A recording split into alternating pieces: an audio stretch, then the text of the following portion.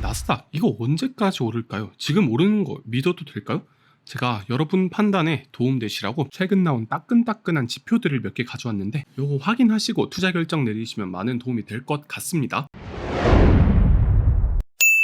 먼저 물가지수부터 보겠습니다. PCE 개인 소비 지출 물가지수로 CPI랑 상당히 유사한 성격이에요. 지금 이게 보시면 이번 달에 3%로 발표가 됐고요. 에너지와 식품을 제외한 코어 PCE는 4.1%입니다. 전반적으로 많이 둔화했어요. 이 추세가 만약에 유지만 된다면 올해 말에는 연준이 원하는 2%대 PCE 진입도 허황된 꿈이 아니라고 보여집니다. 그리고 추가적으로 물가가 둔화하고 있는 게 확실히 보이는데 6월 개인 소비 지출은 무려 0.5%나 늘어서 강력한 소비가 이어지고 있음을 확인했습니다. 이건 예상치인 0.4%보다 높고 5월 전달인 0.2%보다도 높은 수치예요. 그러니까 한마디로 말해서 소비가 느는데도 물가가 잡힌다. 아주 이상적인 시나리오가 나오고 있다는 말이에요. 또 좋은 신호가 하나 더 있었습니다. ECI라는 게 있는데 이게 뭐냐? 고용비용 지수입니다. 형님들 처음 들어보셨죠? 요거 이제 파월이 주목한다고 한 지수기도 하니까 알아두시면 좋을 것 같아요. 어쨌든 요 2분기 ECI가 전분기 대비 거의 1% 오른 걸로 나왔습니다. 예상치인 1.1%보다 낮았고요. 특히 민간 분야의 임금 상승률이 더 낮았다고 합니다. 그러니까 문제가 됐던 임금 역시 잡혀가고 있다는 거죠. 물론 그래프상에 크게 티가 안 날 수도 있는데 1.0%라는 수치가 꽤나 높은 수치는 맞아요. 팬데믹 이전에 이게 0.7%였으니까 아직은 조금 더 떨어져 줘야 되긴 합니다. 그런데 이게 완연히 하락 추세에 있기 때문에 이것도 크게 멀진 않았다. 그렇게 보여집니다. 결국 이상적인 골디락스 시나리오가 나오다 보니까 사람들은 자신감을 얻고 있어요. 지금 소비자 심리 지수도 71.6으로 전달인 64.4%보다 아주 크게 반등했죠. 그뿐만이 아니라 앞으로 물가에 대한 기대감, 그러니까 기대 인플레이션율도 이제 1년짜리 보시면은 엄청나게 떨어졌어요. 보니까 3% 초반대로 기대가 되고 있습니다. 이제 사람들이 다 이렇게 생각하는 거예요. 야, 물가도 잡히고 경제도 좋아지겠네? 이런 낙관적 전망이 시장 전체로 퍼지고 있다고 봐도 무방해요. 게다가 여기서 끝나면 아쉽잖아요. 2분기 GDP 성장률이 예상치인 1.8%를 크게 상회한 2.4%로 발표가 됐습니다. 이거는 진짜 저도 깜짝 놀랐는데요. 예상을 이렇게까지 넘을 줄 몰랐거든요. 근데 진짜 무서운 건 그 다음 분기 성장률이에요. 무려 3.4% 성장할 걸로 예측이 되고 있어요.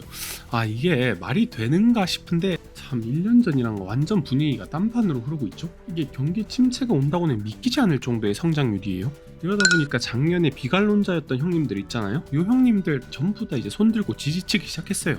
어쩔 수 없었잖아. 내 정신. 심지어 JP모건 같은 경우 S&P 지수가 하반기에 사상 최고점을 경신한다까지 무슨 호떡 뒤집듯이 태도를 뒤집었어요. 지금 보시면은 상반기의 강세는 하반기에 강세를 낳는다. 상반기에 10% 이상 상승한 애는 하반기에도 10% 이상 상승했다는 걸 내걸면서 올해 S&P 전고점 뚫는다라는 소리를 하고 있지 않나. 그뿐만이 아니라 도이치뱅크, 블랙록, 모건 스탠리 모두 다 약간 스탠스를 바꾸는 분위기예요. 다들 경기 침체는 그냥 쏙 들어간 분위기고요. 올해 안에 전고점 간다, 혹은 S&P 5,000 넘긴다, 줏대란 게 없어요, 이 사람들은. 아니, 없어요, 작년만 그냥. 해도 S&P 3,460 간다라는 예상도 나왔는데 당연히 틀렸습니다. 그 전 강세장일 때는 S&P가 5,200 간다라는 말도 안 되는 예측도 내놓았었는데 이런 거 보면 거시경제를 예측하는 게 진짜 말도 안 된다라는 생각이 듭니다. 다시 본론으로 돌아와서 경제가 다시 확장하는 추세인 거는 부정하기 힘들어 보여요.